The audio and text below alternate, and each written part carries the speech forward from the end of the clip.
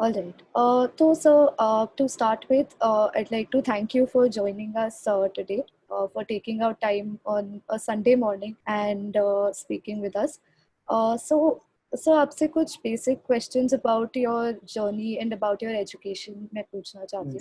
जी अगर आप पूछिए। हमें अपने education और अपने career के journey के बारे में थोड़ा सा बताएं. तो रितिका जी, पहले पहले तो मेरा सौभाग्य है कि मैं बाकी सारे जो हमारे स्टूडेंट्स हैं उनसे बात कर रहा हूँ, और मैं संजय जी से पूछता रहता हूँ कि वो क्या कर रहे हैं, एंड बहुत ही मतलब अच्छा लगता है कि कोई एजुकेशन पे और बाकी जो इतने सारे नौजवान लोग हैं बिहार में, यूपी में और बाकी बहुत सारे स्टेट्स में, उनका मनोबल बढ़ाने में इतना कोई मतलब इतना काम कर रहे हैं संजय जी।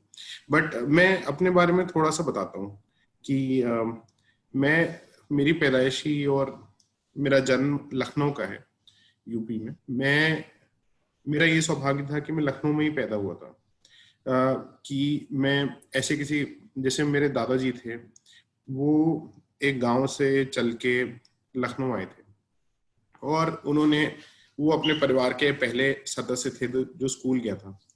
सो उसमें क्या हुआ कि जो बहुत ज्यादा एक परिवार को मेहनत करनी पड़ती है कि गांव से निकल के एक जो हमारी अंग्रेजी में कहते हैं मेन स्ट्रीम में घुसने में, वो मेरे एक दादाजी करके एक वकील बने, फिर बाद में इलाहाबाद हाई कोर्ट के जज बने, और फिर काफी सारे रिटायरमेंट के बाद जो काफी सारी सरकारी कमीशंस थी उनके चेयरमैन बने। तो वो उन्होंने एक मेहनत कर ली थी, लेकिन उनका जो ये वकील से जज बनना और फिर चेयरमैन की कमीशन बनना, मतलब कमीशन के चेयरमैन बनना, ये मेरे आंखों के सामने हुआ। मतलब मेरी पैदाइशी के बाद ही वो जज बने। वो एक साधारण वकील थे लखनऊ हाई कोर्ट में, और कैसे उन्होंने मेहनत करी मैं देखता था कि कैसे सुबह 7 बजे से काम करना शुरू करते थे और रात को 2-2 बजे तक वो अपनी फाइलें निपटाते रहते थे। तो काफी सारी मेहनत उन्होंने करी। तो वकालत जो एक जिसको हम लीगल प्रोफेशन कहते हैं, वकालत में उन्होंने एक अच्छा नाम बना लिया था लखनऊ में, जिसका मुझे, मेरे परिवार को एक काफी फायदा मिला। और मेरे पिताजी भी फिर वकील थे, उनको भी हाई कोर्ट में जज बनने की इनविटेशन मिली, लेकिन उन्होंने कहा कि मैं वकील ही खुश हूं, तो वो वकील रहे। और अब जो हमारे हाई कोर्ट में एक सीनियर एडवोकेट बोलते हैं, तो एक वो सीनियर एडवोकेट डेसिग्नेट हो गए। वो सीनियर एडवोकेट क्या होता है कि सारे हाई कोर्ट के जजेस मिलके कुछ वकीलों को निमंत्रण देते हैं कि आप सीनियर एडवोकेट बन जाइए। वो सीनियर एडवोकेट क्या होता है, जो कोर्ट का फ्रेंड होता है, मतलब कोर्ट का दोस्त, की वो कोर्ट को बताता है कि सर ये सही है, ये गलत है, तो उनपे काफी रिस्पॉन्सिबिलिटी होती है। तो बाद में वो सीनियर एडवोकेट बन गए। तो मेरी जिंदगी जो अपनी साधारण तरीके से बोला जाए तो बड़ी आसान थी, कि मैं कुछ भी नहीं करता, मैं वकालत करता, वकालत की पढ़ाई कर लेता, तो मेरा लखनऊ में अच्छा नाम हो जाता। सारे जजेस जो हाई कोर्ट के थे वो जान पहचान के थे। कोशिश करता तो हाई कोर्ट जज बन के सुप्रीम कोर्ट भी जा सकता था। हमारे यूपी बिहार में बहुत ही अच्छी बात होती कि आप हाई कोर्ट के जज बन गए, बाद में सुप्रीम कोर्ट के जज बन गए, क्योंकि सरकारी नौकरी का एक बहुत मतलब वकील बन के हाई कोर्ट जज बनना पूरा तरीके से सरकारी नहीं है, बट इवेंचुअली ये कि आप सरकार के लिए या उसके लिए काम कर रहे हो, तो उसका काफी प्रभाव पड़ता है परिवार में और समाज में, और लोग चाहते हैं कि आप यही करो। बट जब मैंने काफी पढ़ाई लिखाई करी, लेकिन हमारे परिवार में किसी ने कभी उद्योग नहीं किया था, बिजनेस नहीं किया था। तो मैंने कहा कि मुझे उद्योग करना है। तो शुरुआत में तो सब लोग बहुत ही अचंभित हुए कि मैं क्यों करना चाहता हूँ, क्योंकि मैं पढ़ाई लिखाई में भी थोड़ा ठीक था। मैंने दिल्ली विश्वविद्यालय में एक कॉलेज है सेंट स्टीवेंस कॉलेज, वहां से अपनी ग्रेजुएशन करी थी। और पढ़ाई लिखाई में ऐसा नहीं था कि मैं शुरुआत से ही बहुत अच्छा था, कि बचपन से बहुत अच्छा कर रहा हूँ। मैं जो कहते हैं जो सबसे बुरा स्टूडेंट होता है क्लास में अपने स्कूल में, वैसा था। बट मैं आपको उस कहानी में भी आऊंगा कि कैसे मैंने अपनी पढ़ाई सुधारी, कैसे अपना पढ़ाई लिखाई करनी शुरू करी। तो सेंट स्टीवेंस कॉलेज में मेरा एडमिशन हुआ, अभी भी बड़ा अच्छा कॉलेज है, लेकिन 15-20 साल पहले तक तो इंडिया का टॉप 2-3-4-5 कॉलेजेस में उसका नाम था, और सारे बड़े बड़े नेता, अभिनेता और सरकारी अफसर सब वहीं से निकले हुए थे। तो बड़ा गर्व हुआ मुझे भी, अपने घर वालों को भी। और उसके बाद दिल्ली विश्वविद्यालय से मैंने वकालत पढ़ी। वहां पे मैं जैसे हमारे यूपी बिहार में आपको भी पता होगा कि छात्र जो राजनीति होती है उसमें हम लोग का बड़ा रुचि रहती है। तो जाते ही मैं फैकल्टी ऑफ लॉ की छात्र राजनीति में घुस गया, और मैं अपने तीसरे साल में वहाँ का अध्यक्ष भी था। अपने जो स्टूडेंट यूनियन थी उसमें मैंने इलेक्शन लड़ा, और साथ में पढ़ाई भी करता रहा कि मैं कॉलेज में अच्छे नंबर लाता रहूं। तो दिल्ली विश्वविद्यालय की जो छात्र राजनीति है वो बड़ी यूपी बिहार और हरियाणा सेंट्रिक है। उसमें हमेशा एक क्लैश रहता है कि यूपी बिहार के जो लड़के लड़कियां आते हैं उनका हरियाणा से जो लोग आते हैं उनसे हमेशा क्लैश रहता है, और दोनों ही जीतने और हारने की कोशिश करते हैं। यूपी बिहार वाले कभी जीत जाते हैं, कभी हरियाणा वाले जीत जाते हैं। बट ये लड़ाई आज की नहीं है, ये लड़ाई पिछले 40-50 साल से चली आ रही है, और लोग किरदार बदलते रहते हैं बट कहानी मोटा मोटा सेम ही रहती है। तो मैं वहां पे अध्यक्ष था। बिहार 90% दोस्त मेरे बिहार से ही थे, और काफी लोग अभी बिहार में जज भी हैं वहां पे जाके। तो वहां उसके बाद मैंने सोचा कि मुझे दिल्ली की एक लड़की थी जो वहीं की छात्र थी, उसने मुझसे बोला कि आप जैसे लोग जो छात्र राजनीति करते हैं, ये उस समय हार्वर्ड लॉ स्कूल का बड़ा दबदबा था, क्योंकि बैरक ओबामा जो राष्ट्रपति थे अमेरिका के, वो हार्वर्ड लॉ स्कूल से थे। और हार्वर्ड लॉ स्कूल वैसे भी बड़ा नाम है देश दुनिया भर में। अमेरिका का बहुत बड़ा विश्वविद्यालय है हार्वर्ड यूनिवर्सिटी, उसमें अंदर जो उनका लॉ का स्कूल है उससे बैरक ओबामा पढ़ के आए थे, और बैरक ओबामा ने भी बोला था कि मैं हार्वर्ड लॉ स्कूल से पढ़ा हुआ हूँ, तो आप मुझे राष्ट्रपति बनाएं इस देश का। तो इसमें लोग कहते थे कि बहुत बड़ी बात होती है, क्योंकि हिंदुस्तान से पूरे हिंदुस्तान से 4-5 लोग जाते थे। तो एक दिल्ली की मतलब स्टूडेंट थी, उन्होंने मुझसे बोला, दिल्ली की रहने वाली थी, उन्होंने मुझसे बोला कि यार तुम जैसे नेता थोड़ी ना जाते हैं हार्वर्ड लॉ स्कूल। तो मुझे बड़ा बुरा लगा कि यार मतलब एक तो हम लोग इलेक्शन लड़े, अच्छी खासी पढ़ाई करके आए हैं, सब कुछ ठीक ठाक है, जस्ट बिकॉज हम लोग यूपी से हैं या बिहार से हैं, कहीं से भी है, मतलब या हम लोग छात्र राजनीति करते हैं, इसका मतलब ये थोड़ी ना कि हम नहीं जा सकते हैं। अच्छा, वैसे उनकी बात भी सही थी अपने हिसाब से कि पिछले 60-70 साल में जो भी लॉ फैकल्टी का अध्यक्ष बना था वो कभी हार्वर्ड लॉ स्कूल नहीं गया। जो हार जाते थे वो चले जाते थे, क्योंकि वो पढ़ाई में अच्छे होते थे, वो हार जाते थे, और वो तो मैंने कहा नहीं, मुझे जाना है।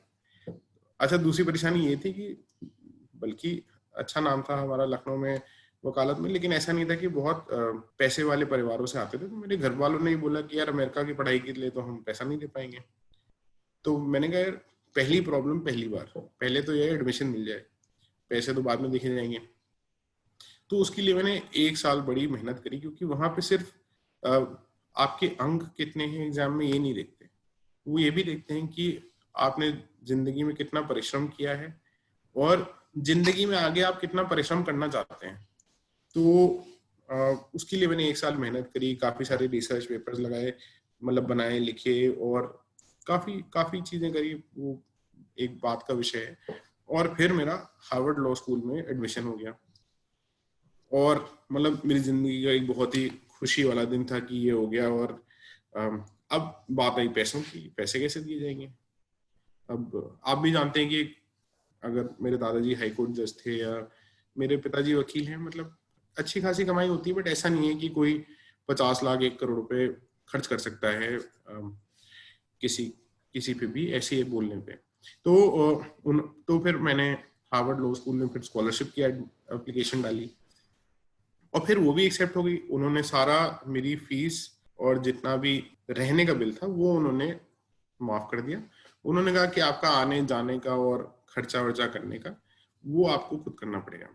तो उसमें क्या था कि हार्वर्ड लॉ स्कूल ने मुझे थोड़ा सा लोन भी अलग से दे दिया कि आप हमसे लोन ले लीजिए।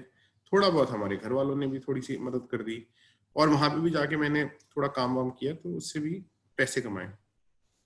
तो 3-4 महीने तो उसी से ही हमने अपना गुजारा कर लिया। तो इस वजह से जब मैं लौट के आया तो सबको लगा यार ये तो अब वकालत करेगा और अच्छा नाम करेगा, अच्छी अच्छी जगह से पढ़ा जाए, ही विल बी मतलब एक अच्छा वकील बनेगा, सारे जज इनको जानते हैं, ये जज बन जाएंगे, बाद में सुप्रीम कोर्ट चले जाएंगे। सुप्रीम कोर्ट के हो सकता है अगर जैसे यूपी में बोलते हैं कि अपनी पॉलिटिक्स ठीक से करेंगे तो सुप्रीम कोर्ट के चीफ जस्टिस भी बन सकते हैं।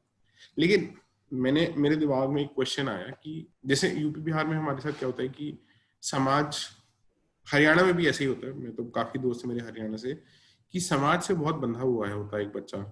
तो समाज कहता है कि आप सरकारी वकील बनो तो सरकारी वकील, आप बोलो कि ब्यूरोक्रेट बन जाओ तो ब्यूरोक्रेट, कोई कहता है जज बन जाओ तो जज।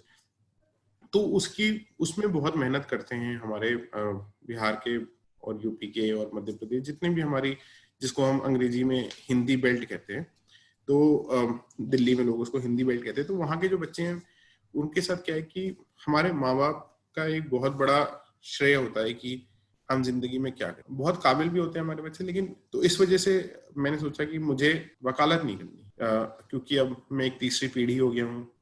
तो हाँ, चीजें बहुत आसान थी, लेकिन मुझे कभी नहीं लगा कि मुझे कोई आसान चीज करने में ज्यादा मजा आता है, क्योंकि वो जो जिंदगी का एक्साइटमेंट होता है ना, जो एक हमेशा कि यार 24 घंटे लड़ाई चल रही है, आपको कुछ करना है, तो वो तभी मजा आता है जब आप पहली बार कर रहे होते हो। ऑलरेडी पिछले 40-50 साल में किसी ने आपके लिए सेटअप कर दिया है, तो उसमें ज्यादा लड़ाई नहीं होती। तो इसलिए मैंने कहा कि लौट के मैंने काफी समय वकालत करी और बड़ी अच्छी भी चली। सब लोग आपको आके केसेस दे देते थे, क्योंकि जो हाई कोर्ट जज होते थे वो आपको कहीं ना कहीं उन्होंने आपको बचपने से देखा हुआ है। तो ऐसा नहीं था कि मुझे कुछ फेवरेबल चीज बोलते थे लोग, बट अगर मैं सही बात बोलता था तो लोग सुनते थे, और मेरे जो तथ्य होते थे उसकी बेसिस पे ही देते थे जजमेंट। वरना क्या होता है कि इतने सारे केसेस लगते हैं दिन में, आपको ही पता है देश में, वो बेचारा वकील क्या बोल रहा है कोई सुनता नहीं है और केस डिसमिस हो जाता है। तो ये परेशानी मुझे नहीं आई, मुझे पूरा बोलने का मौका दिया गया था वहां पे कोर्ट में, और लोग जजेस ने मेरी बात भी सुनी। तो बट मैंने कहा मुझे मजा नहीं आ रहा था, क्योंकि क्या होता था कि जैसे जितने वकील होते थे, मैं अगर केस जीता भी था या केस अच्छा लड़ता भी था, तो वकीलों को लगता था यार ये तो तीसरी पीढ़ी के बच्चे हैं, इनको तो जो आजकल हमारे बॉलीवुड में चल रहा है कि इनको तो थाली में मिल गया है, ये थाली से खा लेंगे। तो मुझे लगा यार ये चीज मुझे नहीं करनी, करनी भी है तो मैं जाके मध्य प्रदेश में लड़ लूं, मैं लखनऊ में क्यों लड़ूं। तो बट मैंने कहा वकालत तो नहीं करूंगा मैं, क्योंकि बड़ी आसान चीज है ये, और सच्चाई भी होती है कि आप जब तक आप तीसरी पीढ़ी के होते हो ना, तो आपको सब लोग आपको प्रमोट करने में लग जाते हैं, तो पूरी वो कायनात लग जाती है कि यार ये अच्छा कर ले जिंदगी में। तो मुझे कहीं ना कहीं लगा कि ये थोड़ा गलत है, तो मैंने कहा मैं उद्योग करूंगा। तो मेरे घर वालों को लगा ये जो जवान लड़कों में वो आ जाता है ना बाल की, मैं कुछ रेबेल बनूंगा, तो उन्होंने कहा हाँ हाँ जाओ 1 साल कराओ, तो कोई परेशानी नहीं है। उनको लगा 1 साल में फेल हो जाएगा और फिर वापस आ जाएगा, तो वापस कर लेंगे वो सारे। जो वकालत का कुनबा था उनको लगा सही है। तो अच्छा, उन्होंने कहा हम कुछ पैसे नहीं देंगे आपको, आप घर पे रह रहे हो तो आपको घर पे खाना मिल जाएगा, और गाड़ी वाड़ी भी डीजल पेट्रोल है तो तुम गाड़ी चला सकते हो, लेकिन पैसा हम नहीं देंगे। तो ऐसा तो था नहीं कि मैं हार्वर्ड हार्वर्ड पढ़ के आया था तो मेरे पास कुछ पैसा था, जेब में मेरे पास 5,000 रुपए भी नहीं थे। तो मैंने कहा मैं ऐसा क्या कर सकता हूँ जो जिससे मुझे मेरा घर खर्च, अगर मैं दिल्ली में रहना चाहता हूँ काम करना चाहता हूँ तो मेरा घर खर्च कैसे चलेगा, मैं घर कैसे लूंगा। तो मैंने एक बहुत छोटा सा कमरा किराए पे लिया। मतलब काफी सारे लोग उससे भी सस्ते में रहते हैं, लेकिन दिल्ली में आप 5,000 रुपए का एक कमरा किराए पे लीजिए तो बॉर्डर के पास बड़ा छोटा सा कमरा मिलता है। तो मैंने दिल्ली बॉर्डर के पास, मतलब रोहिणी से भी आगे जो रिठाला गांव के आसपास, वहां पे मैंने एक छोटा सा 5,000 रुपए का कमरा लिया और मैं मेट्रो से जाके काम करने लगा। अब बोल तो दिया था घर पे कि वकालत नहीं करूंगा उद्योग करूंगा, बट मैं करूं क्या यही नहीं पता था, क्योंकि किसी ने मेरे परिवार में कभी उद्योग तो किया नहीं था और किसी ने मुझे आइडियाज भी नहीं दिए। तो इसके बाद मैंने अपना जो गुजारा किया वो कंसल्टिंग करके किया। कंसल्टिंग क्या होता है कि जो लखनऊ, बिहार, दिल्ली, गुजरात से बच्चे विदेश जाना चाहते थे और उनको नहीं पता था क्या करूं कैसे करूं, उनको मैं पढ़ाता था। क्योंकि यूपी बिहार में हमारे साथ क्या है कि पढ़ा के ही पैसे हम लोग कमा लेते हैं, कोई ट्यूशन नहीं लेता है। तो उस टाइप से जो विदेश जाना चाहते थे उनको मैं पढ़ाने लगा। अच्छा, मेरी क्रेडिबिलिटी भी ज्यादा थी क्योंकि मैं खुद भी जा चुका था। बाकी सब जो लोग पढ़ा रहे थे वो कभी जिंदगी में खुद भी नहीं गए थे। तो मुझे काफी सारा मैं कमाने लग गया, कुछ 50-60 हजार रुपये महीने के उससे। तो मेहनत लगी, मुश्किल हुआ, लोगों को जाके मिलना पड़ा। और छोटा मोटा अपना वकालत की जो मैंने पढ़ाई करी थी वो भी करने लगा। तो अग्रीमेंट वग्रीमेंट बनाता था,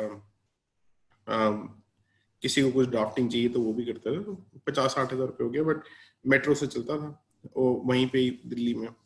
उसके बाद मैंने क्या किया कि यार ऐसे तो काम नहीं चलेगा, अब इसको बढ़ाएं कैसे। तो मेरे एक प्रोफेसर साहब हैं हार्वर्ड यूनिवर्सिटी में, वहीं के ही 15 साल से पढ़ा रहे थे। वो राजनीति का बहुत ज्ञान रखते हैं।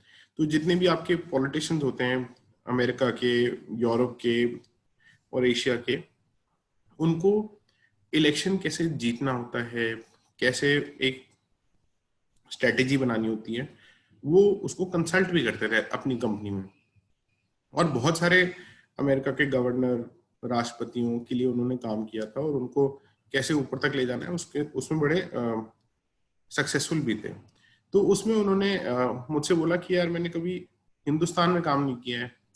तो मैंने कहा यार ये बड़ा अच्छा आइडिया है, आप और मैं मिलके हिंदुस्तान में किसी नेता को पकड़ते हैं यार कि आपको हम आपके साथ हम मिलके काम करते हैं। तो ज्यादा तो मैं इसमें नहीं बता पाऊंगा क्योंकि हम लोग का अग्रीमेंट होता है नॉन डिस्क्लोजर।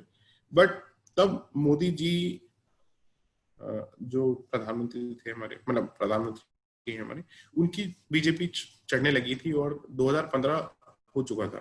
तो एक साल ही हुआ था। तो काफी सारी पार्टियों को जो एनडीए में थी या एनडीए से बाहर भी थी, उनको सब लगने लगा कि थोड़ा हमें भी सिस्टम लाना पड़ेगा जिसमें एक डिपार्टमेंट आईटी सेल अलग हो, नॉन आईटी सेल अलग हो।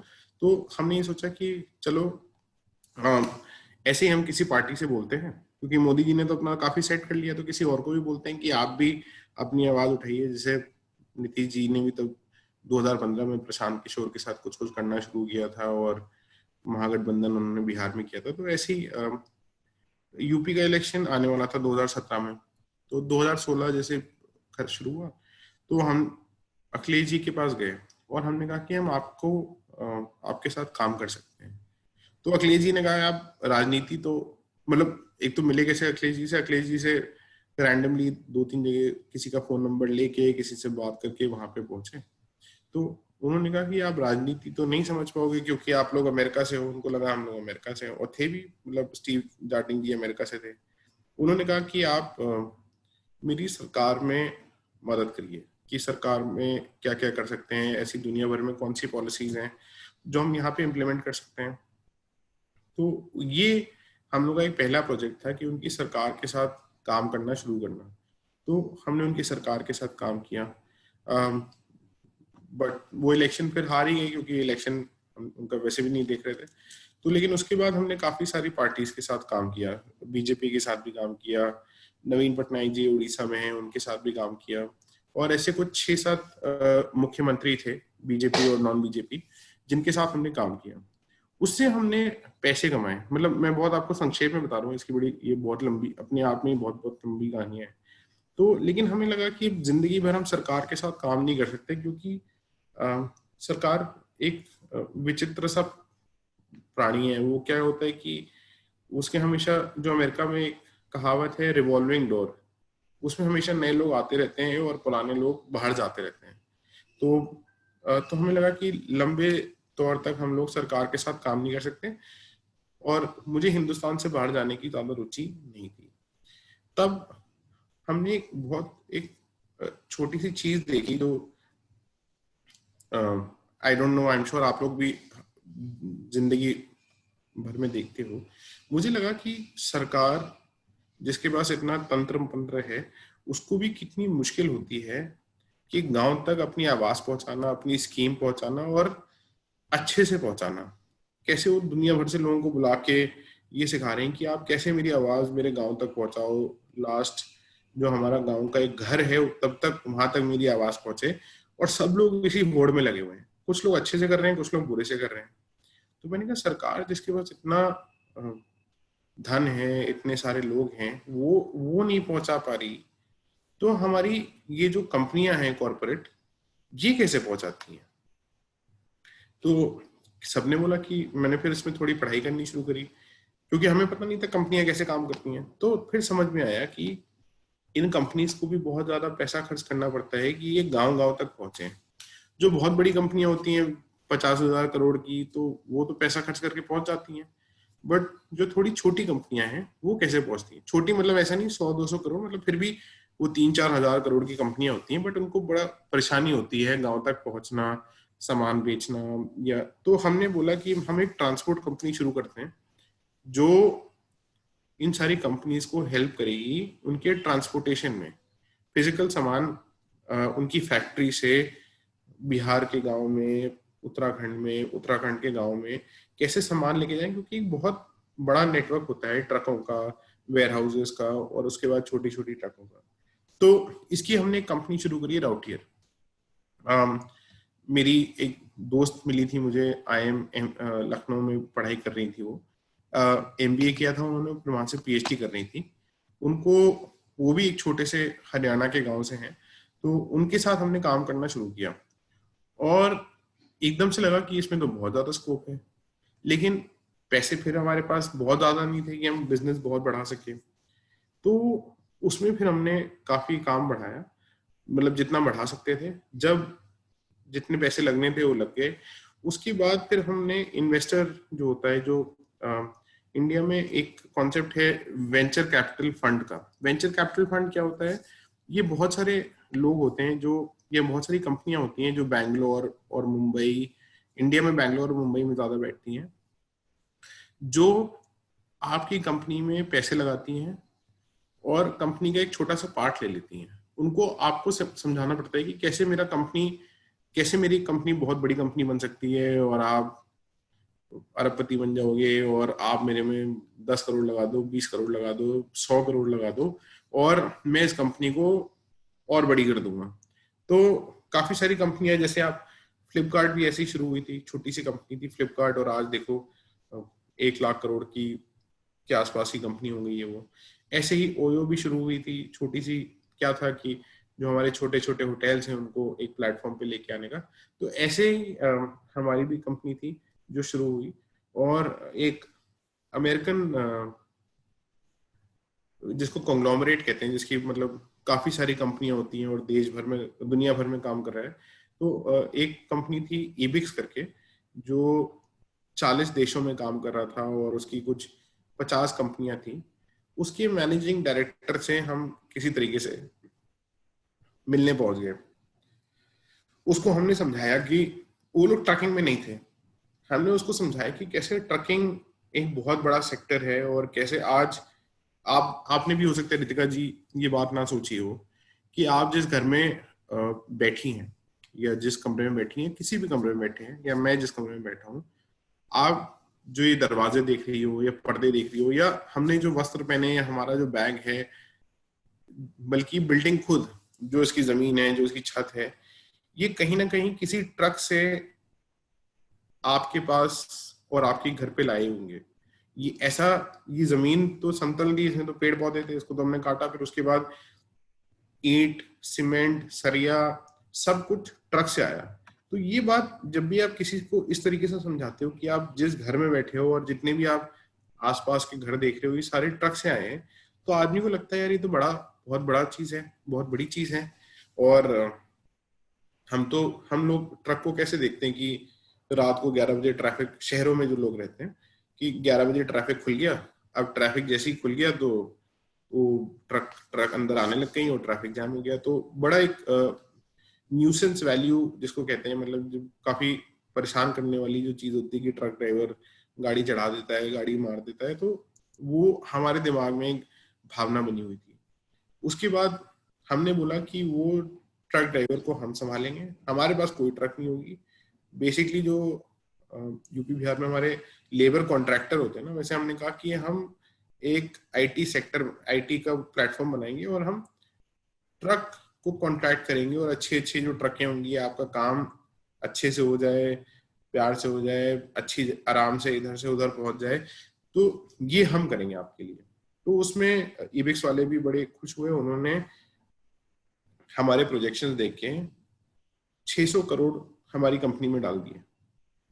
और 600 करोड़ कंपनी में गए, मतलब ऐसा मुझे कोई व्यक्तिगत नहीं मिले, बट कंपनी में मेरा अब कुछ 35% का हिस्सेदारी बची हुई थी, 65% उन्होंने ले ली, लेकिन कंपनी की वैल्यू बढ़ गई।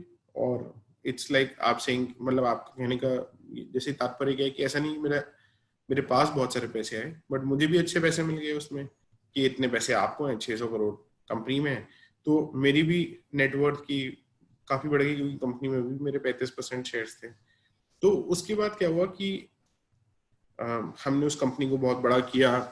पिछले साल उस कंपनी ने जीरो से, उसने Reliance, Coca Cola, Pepsi, Asian paints, tiles में Sumani tiles, खजारिया tiles, mother dairy, ऐसे 250 कंपनियों के साथ काम करना शुरू कर दिया। इस साल कोविड के बावजूद भी कुछ 150 करोड़ का टर्नओवर किया उस कंपनी ने, और 14 करोड़ का प्रॉफिट कमाया उसने तीसरे साल में। और कंपनी की वैल्यू आज कुछ 700-800 करोड़ हो गई है, जिसका मैं डायरेक्टर हूँ। कोविड के बाद हम उस कंपनी में एक सीईओ लेके आके मैं उससे एग्जिट ले रहा हूँ। एग्जिट मतलब कि अब मैं डे टू डे उसमें काम नहीं करूंगा, बट इस तरीके से हमने कंपनी बनाई। और ये तो बहुत अच्छी बात है कि आपने कंपनी बनाई, बट समाज ने क्या बोला? लेकिन उससे क्या हुआ कि जो समाज जो पहले आपको धुतकारता था कि आप बिजनेस करने जा रहे हो, और बिजनेस में भी आप क्या कर रहे हो, ट्रक चला रहे हो, काफी सारे लोगों ने ये बोला कि अगर आपको ट्रक ही चलानी थी तो इतनी पढ़ाई लिखाई क्यों करी? तो मेरा, और वही लोग अब आपको अच्छे से पूछने लगे कि अरे बड़ा अच्छा काम किया, हम तो पहले से ही पता था कि आप बड़ा अच्छा काम करोगे, और हम तो सबको बोलते थे। तो ऐसा नहीं है कि परेशानियां नहीं आई, बहुत परेशानियां आई। कभी कभी लगा कि यार हो सकता है अब बंद हो जाएगी कंपनी, या कब बंद हो जाएगी, या क्या परेशानी हो जाएगी। लेकिन हमेशा आदमी को अपने जो भी करना चाहिए, चाहे उद्योग करे चाहे कुछ और करे, हमेशा अपनी लड़ाई लड़ते रहना पड़ेगा। और मैं ऐसा नहीं कह रहा कि समाज से एकदम अलग हटके आप आदमी को काम करना चाहिए, लेकिन समाज में रह के ही आप काफी कुछ ऐसी चीजें कर सकते हो जो समाज आपको हो सकता है ना चाहते हुए, मतलब आपको ना करने देना चाहता हो। हर चीज का एक तरीका होता है। अब मैं सारे जवाब हो सकते हैं मेरे पास ना हो, लेकिन ऐसे बहुत सारे लोग हैं जिन्होंने किया भी है, और ऐसे बहुत सारे लोग हैं जिन्होंने नहीं भी किया है। तो जब भी मैं किसी को कहता हूँ कि आप उद्योग करिए, तो मैं नहीं कहता कि आप कुछ ऐसा करिए जो किसी ने ना किया हो। मैं यूजली कहता हूँ कि जो चीज सब कर रहे हैं, हो सकता है अगर आप वो करो तो ज्यादा नुकसान के, हो सकता है बहुत बड़े ना बनो, लेकिन नुकसान कम होगा अगर गलती हुई तो। क्योंकि अगर 100 लोग कर रहे हैं तो उसमें आप एक करोगे तो कम से कम शुरुआत में दुकान तो चल जाएगी। और बिजनेस कैसे करते हैं ये थोड़ा सा आइडिया लग जाएगा, जो हमारे काफी सारे नौजवानों को आज के दिन में आइडिया नहीं है, क्योंकि किसी ने सिखाया भी नहीं है। जो बिजनेस के परिवार से भी आते हैं काफी सारे लोग, वो बिजनेस के परिवार भी चाहते हैं कि मेरे बच्चे सरकारी नौकरी में चले जाएं। और मैंने देखा ये 30-30, 35-35 साल तक बच्चे लगे पड़े हैं, मेहनत कर ही रहे हैं, और किसी डिस्ट्रिक्ट कोर्ट में कोई जज लग गया तो बहुत बड़ी बात होती है, मतलब। बट मुझे नहीं लगता कि ये देश के हित में या बच्चों के हित में है कि सब लोग सरकारी नौकरी के पीछे भागें। बिहार से वो जो अग्रवाल साहब है, उनका पहला नाम मैं भूल रहा हूँ, उन्होंने वो एक अग्रवाल साहब में, एक सेकंड में गूगल करके बताता हूँ, जिन्होंने वो वेदांता कंपनी स्टार्ट करी, वो भी ऐसे ही बिहार से निकल के आके मुंबई में सेकेंड हैंड तार बेचते थे। एक सेकंड और देख लेता हूँ कौन है। तो सेकेंड हैंड तार बेचते थे। अब आज के दिन पे अनिल अग्रवाल जी वेदांता के चेयरमैन हैं। वो आके सेकेंड हैंड स्क्रैप का तार बेचते थे, और अब आज के दिन वो कुछ नहीं तो 40,000 50,000 करोड़ के आदमी है। धीमे धीमे उन्होंने मेहनत करी, आगे बढ़े, जो भी टिकड़म लगाने होते हैं एक उद्योगपति को, तो वो उन्होंने सारे लगाए। सही काम तो सही काम किया। आप हिंदुस्तान में अगर उद्योगपति बनना चाहते हैं या नेता बनना चाहते हैं या सरकारी नौकरी मिलने के बाद भी सरकारी नौकरी के टॉप पे जाना चाहते हैं, तो जरूरी नहीं है कि हमेशा आप सब कुछ सही करें और आप टॉप पे पहुंच जाएं। हो सकता है कभी आपको किसी नेता को खुश करना पड़ता है, कभी किसी और को खुश करना पड़ता है, और हर तरीके की वो चीज करनी पड़ती है जो आपको आपके स्कूल में, आपके विद्यालय में, आपके परिवार ने बोला है कि नहीं करनी चाहिए। ऐसा नहीं है कि सरकारी नौकरी में नहीं करनी पड़ती। सरकारी नौकरी में भी आपको कोई ना कोई आपके ऊपर होता है जिसको आपको खुश रखना पड़ता है, कभी सही तरीके से, कभी गलत तरीके से। सरकारी नौकरी में आपको सरकार चाहती है कि आप हर तरीके की चीज करो, तभी आप देखते हो कि काफी सारे ब्यूरोक्रेट्स ऐसे ऐसे कदम उठाते हैं अपनी जिंदगी में जो मतलब अगर आप बोले संवैधानिक तौर से बड़े अमान्य कदम है। और पुलिस में भी आप देखोगे कि काफी गलत काम लोग करते हैं, बट ऐसा नहीं है कि वो अंदर से गलत है या गलत करना चाहते हैं।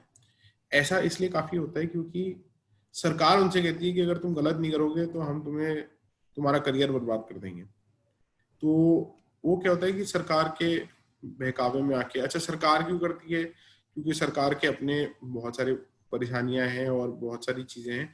तो ऐसा नहीं है कि हमारा जो एक देश का ढांचा बन चुका है जिसमें एक सरकार है, एक लीगल सिस्टम है जिसमें सारे कोर्ट्स आते हैं, और एक जो उद्योग है, ये सब जो गलत करते हैं वो गलत करना चाहते हैं। मुझे ये लगता है कि सिस्टम हमारे देश का ऐसा बन चुका है कि, और लोग उसको बदलना नहीं चाहते, कि अगर जब तक आप गलत नहीं करते हो तब तक आप बहुत ऊंचे नहीं उठ सकते, क्योंकि सिस्टम ऐसा बना रखा है कि आप लोग मेहनत करिए और आप मेहनत करके आप कहीं जज बन जाइए या सरकारी अफसर बन जाइए तो आपकी जिंदगी अच्छी है। बट क्योंकि मुझे लगता है कि इसका एक बहुत बड़ी धारणा ये है कि ज्यादा लोग उद्योग में ना आए। जो 4-5 पीढ़ियों से लोग चले आ रहे हैं वही उद्योग को संभालते रहे। तो इसी वजह से आप देखोगे कि वो पार्ले जी मेरे बचपन से भी आ रहा था, और मैं बड़ा हो गया तब भी वो पार्ले जी चल रहा है, और वो अगले 50-100 साल तक भी पार्ले जी चलता रहेगा। क्यों? क्योंकि पार्ले परिवार ने पूरा जो डिस्ट्रीब्यूशन सिस्टम है बिस्किट का वो कैप्चर कर रखा है। वो कहता है आप पार्ले की जगह पार्ले ले आओगे तो मैं तुमसे पार्ले नहीं दूंगा तुम्हें।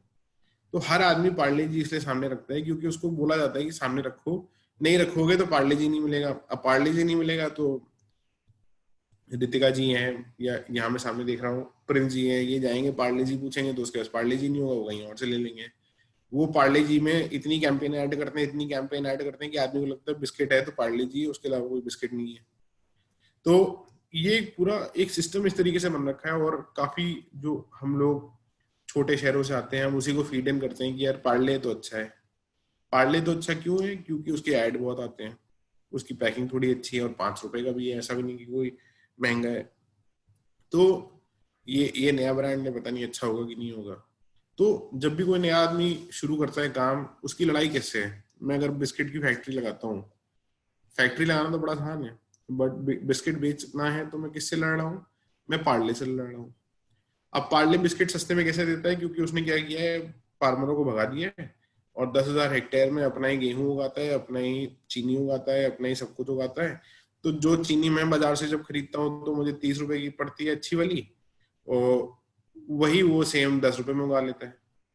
तो उसका बिस्किट बनाने का कॉस्ट कुछ 1 रुपए 2 रुपए आता है, और वही बिस्किट मैं बनाता हूँ तो 4 रुपए का आता है उसी क्वालिटी का। तो आदमी कहता है यार पार्ले जी 5 रुपए का दे रहा है तो मैं ये दूसरे वाले को 7 रुपए में क्यों खाऊं? और पार्ले अच्छा नाम है तो अच्छा ही दे रहा होगा। तो क्या होता है कि बिजनेस अगर आप करना चाहते हैं तो बहुत ज्यादा लड़ाई है और इतना आसान नहीं है, बट वही है कि ऐसा भी नहीं कि बहुत मुश्किल है, आदमी कर नहीं सकता। उद्योग एक अच्छी बात है, अगर आप पैसा कमाते हो तो देश पैसा कमाता है, क्योंकि आप टैक्स देते हो। आज मेरे मेरी जो मैं एक नई कंपनी में बना रहा हूँ और जो मेरी पुरानी कंपनी है उसमें कुछ 2000 लोग काम करते हैं।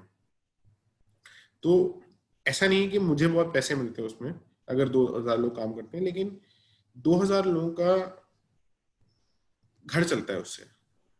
और मैं जितने भी लोग मेरे कंपनी में काम करते हैं मैं सबको ये समझाता हूँ कि आपको सिर्फ नौकरी कर रहे हो ये अच्छी बात है, लेकिन आप इस उद्योग के अंदर भी या जिस जहां पे आप नौकरी कर रहे हो इसमें आप नए आइडियाज लाओ और बोलो कि सर हम ट्रक चला रहे हैं गुजरात से लेके मुंबई तक, इसमें हम ये छोटी चीज और ऐड कर देते हैं सर, ये एक नया वर्टिकल होगा। तो मैं आपको उसका, अगर आप आइडिया लाओगे इम्प्लीमेंट करोगे कंपनी में, मैं आपको उसका प्रॉफिट परसेंटेज भी दूंगा, आपको अपना पार्टनर बनाता हूँ मैं। और बाद में आपको लगता है आप अपनी स्टार्ट करना चाहते हो तो उसमें भी मैं आपको हेल्प करूंगा। लेकिन सैडली क्या है कि बाकी सारे उद्योगों में ऐसा नहीं होता है। स्टेटस को जो जिसको हम बोलते हैं कि जैसे चल रहा है वैसे चलने दो। तो इस वजह से मुझे ये लगता है कि हमारे देश में अगर कोई उद्योग करना चाहता है तो समाज की तरफ से, फिर सरकार की तरफ से, फिर उद्योगों की तरफ से बड़े बैरियर्स लगा रखे हैं कि आप घुस ना पाओ। बैंक्स आपको पैसा नहीं देंगी, जो विदेशों में इतनी परेशानी नहीं है। मैं अमेरिका जाके आराम से लोन ले सकता हूँ अमेरिकन बैंक से हिंदुस्तानी होने के बावजूद, लेकिन मैं इंडियन बैंक से आज तक 1 रुपए निकालने में मुझे नानी याद आ जाती है। मुझे बैंक वाले को हो सकता है कभी कभी उसको खुश भी करना पड़े, अब जैसे खुश हो वो एक अलग बात है। तो बट एक बड़े बड़े लोग, बड़े बड़े उद्योगपति जो जिनकी, मैं कल एक सज्जन के साथ बैठा था, हमारे बिजनेस पार्टनर हैं और 70 साल के हो गए और उनकी सैलरी साल की 7 करोड़ रुपए, 7 करोड़ रुपए उनको एक सैलरी मिलते हैं। जो हमें 1-2 लाख रुपए मिल जाते हैं या साल में हमें 3-4 लाख रुपए 5 लाख रुपए मिल जाते हैं, हम खुश हो जाते हैं। वैसे 7 करोड़ रुपए उनको उनकी जेब में डाल, उनके अकाउंट में डाल दिए जाते हैं। उसमें से 2 करोड़ रुपए वो साल के टैक्स देते हैं।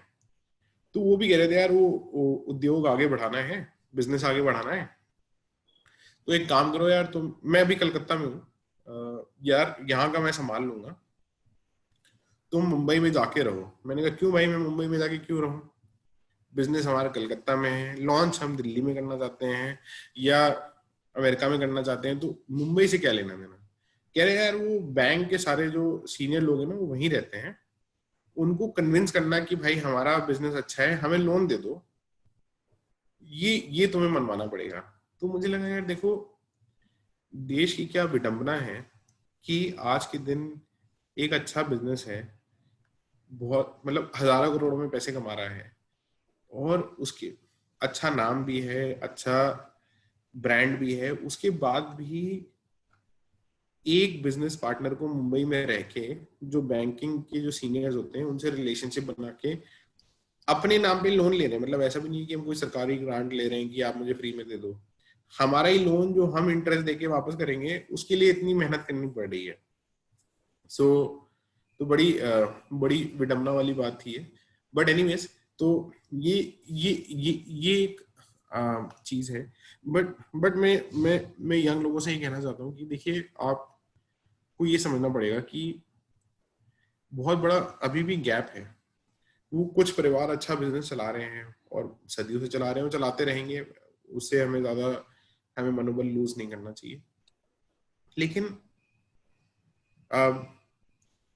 लेकिन ऐसा नहीं है कि नया आदमी नहीं आ सकता, अभी भी बहुत सारे लोग आते हैं नए लोग और करके दिखा चुके हैं और करके दिखा रहे हैं। मतलब मैं अपनी बात नहीं कर रहा, मैं बहुत सारे लोगों को दिन में देखता हूँ कि छोटे छोटे शहरों से आते हैं और बहुत अच्छा काम कर रहे हैं, बहुत बड़ा काम कर रहे हैं। हो सकता है उनको 10-20 साल लग जाए अपनी पीढ़ी सेटल करने में, बट बट बट जितना उनके परिवारों ने पिछले 2 जन्मों में नहीं किया होगा वो लोग 10-20 साल में कर लेते हैं। और मुझे मुझे थोड़ा सा बड़ा मैं सैड होता हूँ कि यूपी बिहार से इतने अच्छे लड़के लड़कियां हैं जो जिनको मैंने खुद कितनी बार बोला कि आप उद्योग में आइए, बट उनको लगता है मैं एक सरकारी नौकरी पकड़ लूं, मेरे लिए वो बेटर है।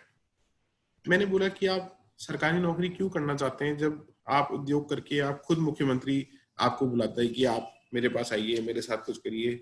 आपको सीनियर बैंक के चेयरमैन बुलाते हैं, सुप्रीम कोर्ट जजेस आपको मिलते हैं, मतलब आप एक अच्छा अपने लिए नाम कर सकते हो और आप देश के लिए भी सबसे ज्यादा कंट्रीब्यूट कर रहे हो। क्यों, कैसे कंट्रीब्यूट कर रहे हो? क्योंकि आप पैसे कमा के दे रहे हो देश को, लोगों को सैलरीज मिल रही हैं, आप टैक्स दे रहे हो। अगर इस देश में लोग टैक्स ही नहीं देंगे या पैसे ही नहीं कमा रहे हैं, लोग टैक्स देने लायक ही नहीं रहेंगे, तो देश आगे कैसे बढ़ेगा? अमेरिका, ये जितनी भी हमारे बड़े बड़े देश हम लोग देखते हैं दुनिया में, अगर उनके वो भी तो ऐसे ही शुरू हुए थे जैसे हम लोग शुरू हुए थे। वो कोई मार्स से तो आए नहीं थे। तो उन्होंने भी उद्योग छोटे छोटे बनाए, उनको अच्छी तरीके से चलाया। उनकी सरकारों ने भी, हाँ सही बात है कि थोड़ा उनको ज्यादा मदद करी, बट सरकारों ने क्यों उनकी मदद करी? क्योंकि जनता ने सरकार से बोला कि आप उद्योगपतियों की मदद करिए, चाहे वो छोटे भी हों चाहे बड़े भी हों, आप उद्योगों की मदद करिए। तो अगर आप सरकार पे प्रेशर बना सकते हैं, हम लोग बना सकते हैं, कोई बना सकता है, ये तभी एक नेशनल मूवमेंट मेरे हिसाब से शुरू होगा कि लोग सरकारी नौकरियों से धीमे धीमे करके हटें और अपना कुछ बनाए दुनिया में, चाहे छोटा हो चाहे बड़ा हो। लेकिन किसी भी बिजनेस को छोटा ना माने, चाहे ट्रक का बिजनेस हो चाहे किसी और का बिजनेस हो। वही सेम काम करके मुंबई दिल्ली में लोग हजारों करोड़ कमा रहे हैं और हमें लगता है कि हम ट्रक का बिजनेस नहीं करेंगे तो हम नहीं करते हैं। मुंबई में बैठा हुआ एक आदमी जिसको हम सोचते हैं मुंबई वाले को क्या पता होगा, वो बिहार की सारी ट्रक वो चला रहा होता है। तो इस वजह से हम लोग को, मुझे लगता है उद्योग में आना चाहिए। और मैं आप लोग से मतलब एक्सपेक्ट करता हूँ कि आप लोग भी इस बारे में थोड़ा सोचेंगे। तो सॉरी मैंने आपको बहुत टाइम ले लिया रितिका जी और बाकी सब लोग। अगर आपके पास और कोई सवाल है तो we can always look into Right, sir. तो before I ask my next question, अगर किसी के पास कोई भी सवाल है जो सर से पूछना चाहते हैं आप, सिंस आज एंटरप्रेन्योरशिप का लास्ट सेशन है, तो आप कोई भी कंक्लूडिंग क्वेश्चन या ऐसा कोई भी सवाल हो जो पिछले सेशन में आपको क्लियर नहीं हुआ, आप अभी सर से पूछ सकते हैं। चैट बॉक्स में डाल दीजिए, अपना हैंड रेज कर दीजिए। तो सर, यू मेंशन दैट आपको भी, आप जब बिजनेस में वेंचर करना चाहते थे तो ऐसी कई चीज़ें थी जो आपको नहीं पता थी एंड नहीं आपको कोई गाइड करने वाला था। So if I ask you कि यहाँ पे जितने भी प्रोस्पेक्टिव एंटरप्रेन्योर्स हैं, ऐसे लोग हैं जिन्हें अपना खुद का बिजनेस करना है, उन लोगों को अगर आप कुछ ऐसी एडवाइस दे सके जो शायद आपको, अगर आपको पता होती before you started your business, तो आप ज़्यादा आसानी से आगे बढ़ सकते हैं। देखिए, मुझे क्या लगता है कि दो चीजें होती हैं अगर आपको बिजनेस करनी हो। सबसे पहले मैं बिजनेस में क्या करूं, मतलब ऐसा तो है नहीं कि मैं बिजनेस करना चाहता हूँ तो सरकारी नौकरी की तरह कि मैं एक पर्चा लेके आऊँ, उसमें अपना नाम वाम लिखूं और उसको भर दूं और फिर एक एग्जाम होगा, उसमें पास हो गया तो मेरी नौकरी लग गई, पास नहीं हुआ तो फिर मैं अगली बार ट्राई करूंगा। बिजनेस में तो ये होता है कि उसका बिजनेस मॉडल बनाना पड़ता है और फिर लोगों को साथ में लेके आना पड़ता है कि लोग मेरे साथ काम करें। तो बिजनेस क्या हो सकता है? देखिए, बिजनेस हमारे आसपास हो रहा है हर तरीके से। जब भी हम कुछ करना चाहते हैं तो उसमें हमारे आसपास हर जगह उद्योग की अपॉर्चुनिटीज हैं। जैसे अगर मेरी मेरी दादी एक अचार बनाती है जो मेरे परिवार में बहुत फेमस है, मैं इसका भी एक उदाहरण दूंगा। जो मेरे परिवार में बहुत फेमस है, मैं सबको भेजता रहता हूँ, मेरे परिवार वाले सबको देते रहते हैं और सब लोग कहते हैं मेरी दादी से, आप फिर से बनाइए। हम उसको अचार की तरह देखते हैं, आप उसको उद्योग की तरह देखिए। आप उसको एक अच्छी सी शीशी में डाल के उसमें एक एफएससीआई होता है हमारी सरकार का, एफएससीआई का अप्रूवल ले लीजिए, एक कंपनी रजिस्टर, एक किसी भी नुक्कड़ में एक सीए बैठे रहते हैं, किसी भी एक सीए को पकड़ा, एक छोटी सी कंपनी बनाई, एक एफएससीआई बनाया और एक फेसबुक पेज खोल दिया या अमेजोन या फ्लिपकार्ट पे डाल दिया और वो अचार बेचना शुरू कर दिया। आपने 2-3 दोस्तों को पकड़ा कि यार ये लो अचार की बोतल, जाके दुकानों पे रखो और उसपे एक छोटा सा पोस्टर बनाओ। पोस्टर भी हर आज नुक्कड़ पे बन रहा है और वो अचार ही बेचना शुरू कर दिया। मैं नहीं कह रहा हूँ कि आप 24 घंटे वो काम करें, लेकिन आप जब दिन में 10 घंटे पढ़ाई करते हैं, आप 4 घंटे वो भी करें। सुबह 6 बजे से सुबह 10 बजे तक आप उस पर काम करें और अचार बनाना शुरू करें। अब मैं इसका आपको एग्जाम्पल देता हूँ अचार वाले का। कैसे आज इंडिया में जितनी भी कंपनियां जो आज खाने पीने का सामान बेच रही हैं, 90% ऐसे ही शुरू हुई कि यार ये आप अचार बड़ा अच्छा बनाती हो, या ये आप पापड़ बड़ा अच्छा बनाते हो, यार इसको इसको उद्योग में बना देते हैं। तो इसी तरीके से लोगों ने कहा अच्छा हाँ यार इनकी रेसिपी अच्छी है, इनकी खाने की चीजें हमारे यूपी में, बिहार में, क्योंकि आप लोग बिहार से ज्यादा हो, तो बिहार में अचार, पापड़, आम पापड़ इतना सारा बनता है। मखाने, हमारे बिहार में मखाने होते हैं। कलकत्ता, मुंबई की कंपनियां ये मखाने ले जाके इनको तल के पैकेट में डाल के आज के दिन महीने के 20 से 30 करोड़ रुपए कमा रही हैं। ऐसा तो था नहीं कि हम लोग नहीं कर सकते थे, हमारे दिमाग में नहीं था। चाहे छोटा करते, हो सकता है वो 20-30 करोड़ का कर रहे हैं, हम 20-30 लाख का कर सकते थे। लेकिन हमने, हमारी बिहार की, यूपी की किसी कंपनी ने नहीं बोला कि मैं मखानों को एक पैकेट में डाल के जैसे चिप्स बिक रहे हैं वैसे मैं बेचूं। एक मुंबई की कंपनी है, कलकत्ता की कंपनी है जिसने ये काम करना शुरू कर दिया। तो मैं एक बस ये कहना चाह रहा हूँ कि बिजनेस आपके हर, जो आप कंज्यूम कर रहे हैं, कंज्यूम मतलब जो मैं पी रहा हूँ, हो सकता है वो चाय हो सकता है वो कुछ पराठा हो सकता है कुछ मखाना हो सकता है घर की कोई नमकीन हो, मेरे गांव की कोई नमकीन हो जो मुझे लगता है बहुत अच्छी, ये तो लेस से अच्छी, ये तुम ये लेस क्या खा रहे हो, ये चिप्स अमेरिकन चिप्स क्या खा रहे हो, मेरे गांव की तुम नमकीन खा के देखो ये बेटर है, और बेटर है भी। उसको आप अच्छी पैकेजिंग करिए, उसको आप अच्छे सिस्टम में डालिए, जहां वो दिन की 50 किलो नमकीन बेच रहा है, उसी से बात करिए कि मैं आपकी नमकीन 500 किलो बिकवाता हूँ दिन की, आप मुझे पार्टनरशिप दो। क्यों नहीं कर सकते? उद्योग, देखिए उद्योग ऐसी बात नहीं है कि कोई मतलब मार्स से आई हुई कोई चीज है जो हमें पता नहीं क्या होनी है। आपकी रोजमर्रा की जो चीजें हैं उसी को आप उद्योग कहते हैं। हमारे हमारे घर पे जब भी पूजा होती है तो कपूर जलाते हैं, उससे अच्छी महक भी आती है घर के अंदर, ये वो। आप कुछ मत करो, आप कपूर को अच्छे से पैकेट में डाल के उसको फ्रेग्रेंस स्टिक्स बना के बेच दो फ्लिपकार्ट, अमेजोन पे। एक अच्छा सा ग्राफिक डिजाइनर पकड़ो, पटना वटना में इतने घूम रहे हैं, आप किसी को भी बोलो कि यार मैं तुझे पैसे वैसे भी नहीं दे सकता, ये लो 1000 रुपए ले लो यार, मेरे पास इतने ही है। 1000 रुपए किसी भी घर, कहीं से भी, किसी भी दोस्त से लेके आपने शुरू कर लिया। आजकल सरकारी कितने सारे बैंक स्कीम शुरू हुई है, जो मुद्रा लोन जिसको कहते हैं, जिससे आपको 1 लाख रुपए लोन मिल सकता है। 1 लाख रुपए लोन से आप आराम से एक अपना बिजनेस शुरू कर सकते हैं और फ्लिपकार्ट पे या अमेजोन पे अपना सामान बेच सकते हैं। और उससे आप महीने के 4 लाख 5 लाख रुपए जब कमाने लग जाएं, तो उस 4-5 लाख रुपए पे गाड़ी घोड़ा ना खरीदें, वो 4-5 लाख रुपए फिर कुछ बड़ा करने की सोचें कि उसको मैं और कैसे बड़ा कर सकता हूँ, उसमें री इन्वेस्ट करें। अगर आप महीने के 4-5 लाख रुपए कमा रहे हो किसी भी उद्योग से, चाहे कपूर बेच रहे हो, चाहे अचार बेच रहे हो, चाहे मखाने बेच रहे हो, आप साल की 50-60 लाख रुपए कमाने लग गए हैं। अपनी जिंदगी 50,000 रुपए भी जियो, बाकी 50 लाख रुपए आप फिर से इन्वेस्ट कर दो किसी किसी उद्योग पे। उसी से धीमे धीमे करके चीजें बढ़ेंगी, 5-6 साल लगेंगे, बट फिर चीजें आगे बढ़ती जाएंगी। तो बस मेरा कहने का ये तात्पर्य है कि उद्योग ऐसा नहीं है जो, ऐसी कोई चीज है जो हमारी दुनिया या देश से बाहर की है। उद्योग एक ऐसी चीज है कि हमें बस देखना पड़ेगा कि आसपास ऐसी क्या चीज है जो अच्छी चल रही है, मुझे अच्छी लगती है, लोगों को अच्छी लग रही है, लोग ले रहे हैं, लेकिन एक छोटे प्रांत में बिक रहा है।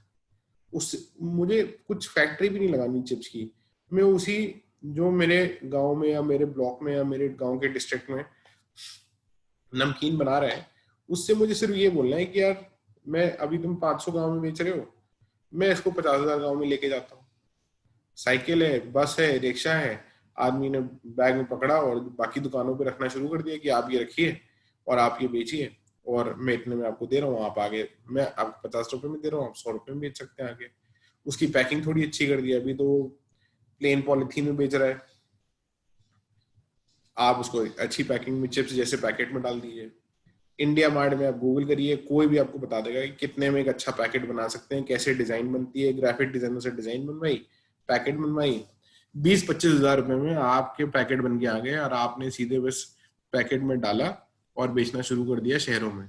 आप गांव से लेके आके सिर्फ पटना में ही बेचने लग जाओ, फ्लिपकार्ट अमेजोन भूल जाओ, तो भी बहुत बड़ा बिजनेस है। तो मेरा कहने का ये मतलब है कि आदमी को थोड़ा दिमाग लगाना पड़ेगा उद्योग में। ऐसा नहीं है कि पैसे ही चाहिए होते हैं उद्योग लगाने के लिए। हाँ, थोड़े बहुत पैसे तो चाहिए, 1-2 लाख रुपए चाहिए, बट वो 1-2 लाख रुपए तो आईएएस की कोचिंग के लिए भी चाहिए। ऐसा थोड़ी ना कि बिना पैसे के आपको आईएएस का कोई पढ़ा देगा या कोई जुडिशरी का पढ़ा देगा। कितने सारे बच्चे दिल्ली जाके रहते हैं, उसमें कितना पैसा खर्च करते हैं, उनके घर वाले अपने जमीन वमीन बेच के उनको भेजते हैं। तो अगर कोई करना चाहता है तो बहुत सारी चीजें हैं उद्योग में आसपास करने के लिए, लेकिन थोड़ा समय लगाना पड़ेगा, थोड़ा दिमाग लगाना पड़ेगा, और थोड़ा समाज से लड़ना पड़ेगा। ऐसा नहीं है कि आप बोलोगे उद्योग करना है और बाबूजी बोलेंगे कि बेटा बड़ा अच्छा, चलो आओ उद्योग करते हैं। लड़की है तो शादी करवा देंगे, लड़के हैं तो फिर उनको 2-3 थप्पड़ मार के या तो अपने घर पे लगा देंगे या काम पे कर देंगे। ज्यादातर मैं जो मैं बता रहा हूँ, हो सकता है सब लोग ऐसे, मतलब मैं हर आदमी की बात नहीं कर रहा, बट आप किसी को ये बोलते हो ना कि देखिए ऐसे उद्योग करने, तो अगर आप उनको ऐसे बताते हो कि देखिए ये चीज है, ये इतनी बिक रही है, मैं इसको इतना बढ़ा सकता हूँ। क्यों बढ़ा सकता हूँ? क्योंकि ये देखिए ये कंपनी भी ऐसे शुरू हुई थी, 50 गांव में बेचती थी, आज 5,000 गांव में बेच रही है, देखो इतना बढ़ गया है। और ऐसा नहीं है मैं पढ़ाई नहीं करूंगा, मैं रात को पढ़ाई करूंगा, मेरे ये 4 दोस्त हैं, ये लफट्टर की तरह गांव में घूमते रहते हैं, कुछ काम नहीं करते हैं, इनको मैंने अपना एजेंट बना दिया है, ये जाके बेचेंगे। इनसे बोला है मैंने कि तुम इतना कमाओगे, तुम इतना कमाओगे, तुम इतना कमाओगे, और ये मेरे 4 पार्टनर हैं। बस ये देख लें कि भाई जो काम कर रहे हैं थोड़ा सा श्रद्धा से काम करें। अगर बिना श्रद्धा के काम करने लगे हो तो उसमें फिर लड़ाई भी होती है। अपने आप बिजनेस पार्टनर्स जो आप चूज करते हो, ये भी एक बहुत बड़ी चीज है, जो जो आपकी बात सुने और आपके विजन के हिसाब से चले। वरना क्या होता है कि जब तक पैसे नहीं होते तब तक तो बिजनेस अच्छा चलता है, पार्टनर्स अच्छे चलते हैं।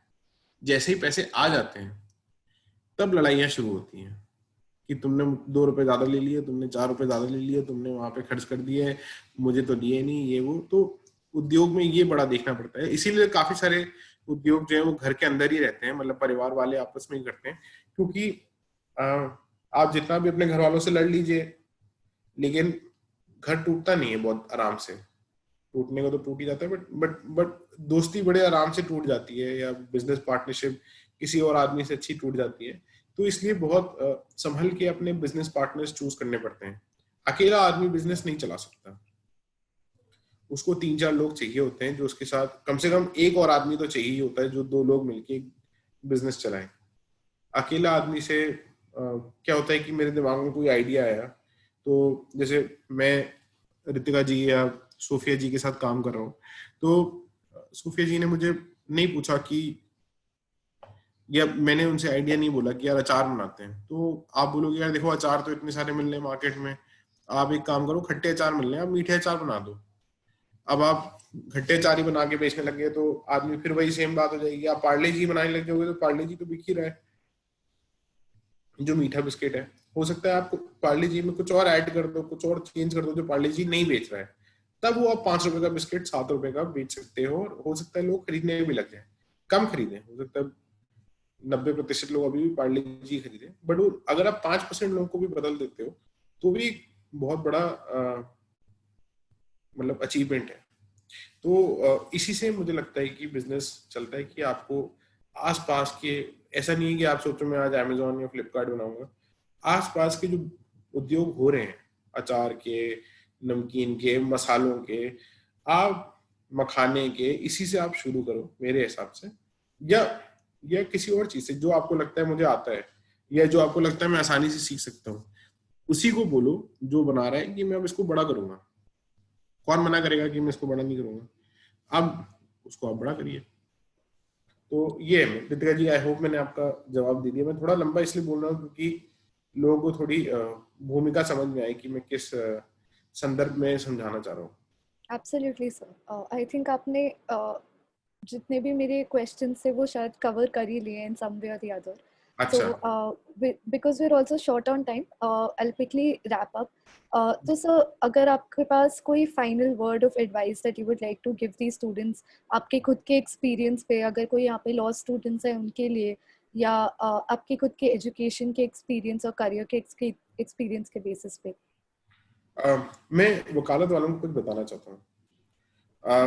वैसे तो मैं तीसरी पीढ़ी वकालत की, मतलब अगर मैं वकालत करता तो मैं तीसरी पीढ़ी होता, बट मेरे दादाजी की जो ससुर थे वो भी वकील थे। अगर कोई भी आप वकालत में जाना चाहते हो, वकालत एक थोड़ा गलत प्रोफेशन जनरली मेरे हिसाब से क्यों है, और जो भी मैं बोल रहा हूँ ये मेरी व्यक्तिगत राय है, और मैं किसी और को उसमें होल्ड नहीं करना चाहता। वकालत में दो चीजें हैं, जब आप घुसोगे तो आपको उसका ध्यान रखना पड़ेगा। एक, चाहे पटना हो, चाहे दरभंगा हो, चाहे कोई डिस्ट्रिक्ट कोर्ट किसी और मोतिहारी का हो या कहीं और का हो, एक उसकी इलीट बन जाती है हर जगह। एक कोर्ट में इलीट मतलब जो हो सकता है दूसरी तीसरी पीढ़ी हो या कोई 30-40 साल से वहीं पे वकालत कर रहा हो, तो वो अपना एक सिस्टम बैठा लेता है। सिस्टम बैठा लेता है तो क्या मतलब कि यार वो बड़ा वकील है यार, उसके यहाँ काम उसी के पास अपना केस लेके जाओ, वो लड़ाई करेगा। जो राम जेठमलानी या हरीश साल्वे देश के स्तर पे हैं, वैसे ही हर डिस्ट्रिक्ट में, हर हाई कोर्ट में ऐसे लोग बन जाते हैं। आपको जब भी आप एंटर करते हो एक कोर्ट में, ये बड़ा जंगल टाइप का रूल होता है। आप किस कैटेगरी में हो ये पहले 10-15 दिन में ही डिसाइड हो जाता है। आप अगर ज्यादा ही अपने आप को उससे नीचे, उस एलीट से नीचे बोल दोगे कि मैं उससे नीचे हूँ बहुत ज्यादा, मतलब सर सर सर मैं आई कम इन, अरे पैर छू लिए, किसी का कुछ कर लिया, अरे भाई साहब आप तो ग्रेट हो, तो एक हायरार्की बन जाती है जिसमें आप फंस जाते हो। हायरार्की की भाई ये तो मेरे से 3 लेवल नीचे है।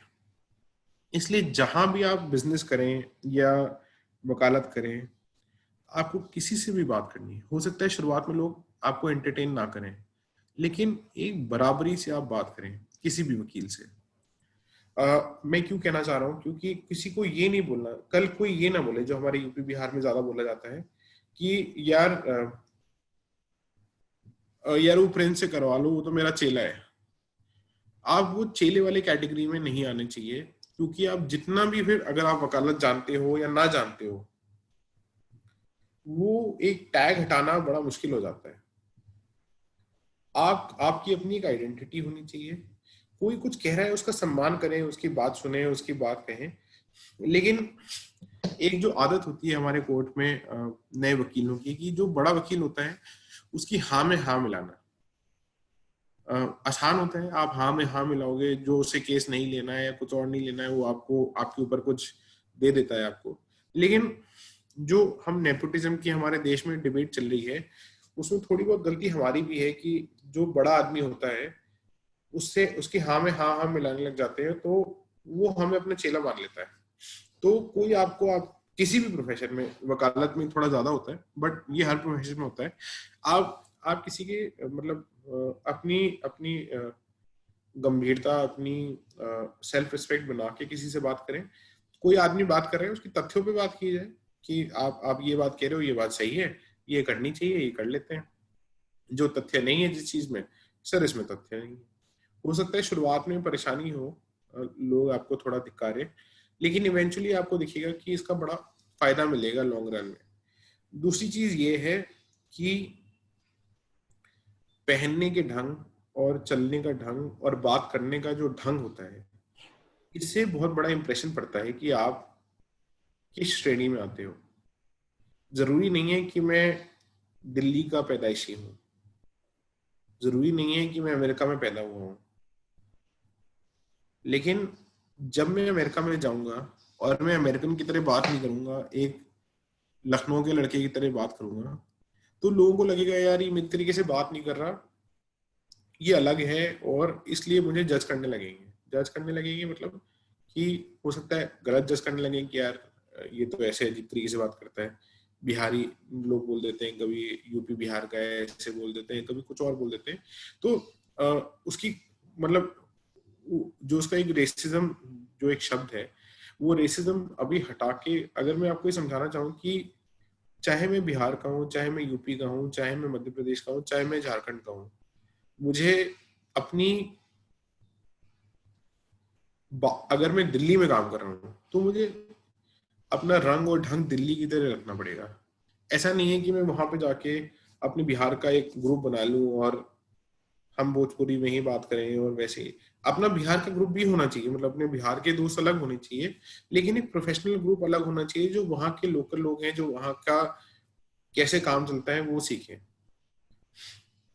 तो इस वजह से जब हम बिहार से उठ के आते हैं या यूपी से उठ के आते हैं या मध्य प्रदेश से उठ के आते हैं, तो हम अपने साथ पटना लेके आते हैं दिल्ली। तो मुझे लगता है कि जब हम दिल्ली आए या मुंबई आए या न्यूयॉर्क जाए या लंदन जाए, अपना पटना हम छोड़ के आए और ट्राई करें और सीखने की कोशिश करें कि हम नई जगह पे कैसे ढल सकते हैं। तो जब जब भी हम किसी भी हाई कोर्ट में, जैसे पटना हाई कोर्ट में भी काम कर रहे हैं, तो मैं अपना मोतिहारी या गया या दरभंगा अपने साथ लेके ना हूं, मैं पटना का बनने की कोशिश करूं। पटना में जैसे लोग रहते हैं, मतलब ये हर जगह होता है। पटना में आप किसी छोटे शहर से आ रहे हैं तो हो सकता है पटना वाले जज करें कि आप क्यों आए। पटना से कोई दिल्ली आए या दरभंगा से कोई दिल्ली आए तो उसको जज करे। क्यों? क्योंकि हम अपने दरभंगा साथ लेके आते हैं। तो आप जब भी किसी नए शहर में जाते हो, एक बड़ी पुरानी अमेरिकन मतलब अंग्रेजी सेइंग है, मुझे लगता है काफी सटीक है, कि do as Romans do, when in Rome do as Romans do. तो ये कहावत क्या थी कि जब वो था, रोमन एम्पायर था, तो जब आप रोम जाते हो तो जैसे रोमन्स रहते हैं ना, आप वैसे ही रहो, क्योंकि तभी आपको गंभीर तरीके से लिया जाएगा। तो वो सेम चीज है कि जब भी आप दिल्ली जाए, मुंबई जाए, बैंगलोर जाए, आपको लगता है यहाँ पे इस शहर के मैं टॉप पे आना चाहता हूँ, तो ऐसा नहीं कि आप अपनी कल्चरल आइडेंटिटी भूल जाए, आप हिप हॉप सुनने लग जाए या कुछ और सुनने लग जाए, लेकिन आप आपको एक बैलेंस बनाना पड़ेगा कि मैं कैसे दिल्ली में लोग रहते हैं थोड़ा उनकी तरीके से भी रहूं, और ऐसा भी नहीं है कि अपना बिहार यूपी भूल जाऊं और एकदम ही बदल के दिल्ली वाला लड़का बन जाऊं। तो एक जो कल्चरल अडेप्टेबिलिटी है, जिसको हम अंग्रेजी में कल्चरल अडेप्टेबिलिटी कहते हैं, कि कल्चरली जब मैं एक जगह से दूसरी जगह जा रहा हूँ तो मैं कल्चरली अडेप्टेबल रहूँ। तो ये बहुत जरूरी चीज है। अगर आप चाहे सरकारी वकील बनना चाहते हैं, आप सरकार में जाना चाहते हैं, आप नेता में जाना चाहते हैं, आप नेतागिरी करना चाहते हैं, हर चीज में अडेप्टेबिलिटी बहुत जरूरी है। जब कोई दिल्ली से जाता है बिहार, तो उसको, अब वो दिल्ली वाला बन के रहेगा तो उसका भी नहीं चलेगा काम। कोई दिल्ली से दरभंगा आया है माइनिंग करने फॉर एग्जांपल, तो उसको भी थोड़ा लोकल बन के रहना पड़ता है, क्योंकि अब वो सूट पहन के तो जाएगा नहीं दरभंगा। तो हर हर हर आदमी की, और अगर दरभंगा से लड़का दिल्ली जाता है तो वो भी, उसको भी सूट पहनना सीखना चाहिए। तो आपका जो रहने सहने का ढंग है, उससे हमारे देश में और दुनिया में, मतलब ऐसा नहीं है हमें अपने देश को इस बारे में गाली देनी चाहिए, ये एक बहुत जरूरी चीज है, बहुत इंपॉर्टेंट एस्पेक्ट है। मैं अभी तक नहीं सीखा हूँ ये बात, और मैं अभी भी ज्यादा इस पे फोकस नहीं करता हूँ, बट मैं रियलाइज करता हूँ कि इससे फर्क पड़ता है। आपको आपको कोई आदमी ऐसा तो है नहीं कि आपके साथ 10 दिन स्पेंड करेगा और समझेगा। अगर आप बात करने में, बोलने चालने में अपनी जबान, जो मतलब मैंने अपनी जबान दी है, उस पर अगर आप खड़े खड़े रहने वाले आदमी हो, तो आपको लोग अपॉर्चुनिटीज देंगे, आपको लोग कोशिश करेंगे कि आप अच्छा करो और आपको सपोर्ट करेंगे। तो I think these are two things. मैं मेहनत की बात नहीं कर रहा हूँ, मुझे लग रहा है कि आप जो भी काम करेंगे उसमें आप अपनी पूरी मेहनत, पूरी श्रद्धा देंगे। बट यूजली लोग क्या होता है, मैंने बिहार से लोगों को देखा है और मेरे बहुत सारे दोस्त हैं, एक जब भी वो दिल्ली आते हैं तो एक थोड़ी सी घृणा रहती है जो दिल्ली के मूल निवासी लोग हैं, कि यार वो तो ऐसे हैं, वो तो ये करते हैं, वो तो वो करते हैं, हम उनसे बात नहीं करेंगे, वो तो हमें ऐसा सोचते हैं। मुझे लगता है ये, इससे ज्यादा गलत कुछ नहीं हो सकता इस दुनिया में, कि हम, जैसे कोई हमें जज करता है कि ये यूपी बिहार से हैं, हम दूसरे को भी जज करने लग जाएं और उसकी तरीके से रहने सहने के ढंग से हम ना रहें, तो मुझे लगता है ये कल्चरल अडेप्टेबिलिटी हमारे यूपी और बिहार के लोगों में बहुत कम है। इस पे अगर फोकस करेंगे तो हम लोग इतने मेहनती हैं, इतने कर्मठ लोग हैं, हम लोग बहुत अच्छा करेंगे दुनिया में और जिंदगी में। Absolutely, sir. So with this, we come to the end of the session.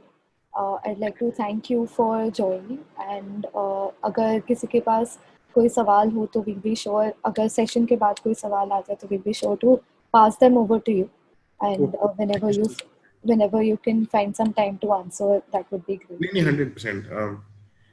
Thank you so much. और बड़ा अच्छा लगा आप लोगों से अपने थॉट शेयर करके। अगली बार we can do it always. और अगर किसी के पास कोई सवाल है आप प्लीज मुझे लिखिएगा, और मैं जितना भी रिस्पॉन्ड कर सकता हूँ मैं पूरी तरीके से रिस्पॉन्ड करूंगा। और thank you so much for inviting me for this entire thing. Thank you so much, sir, for joining.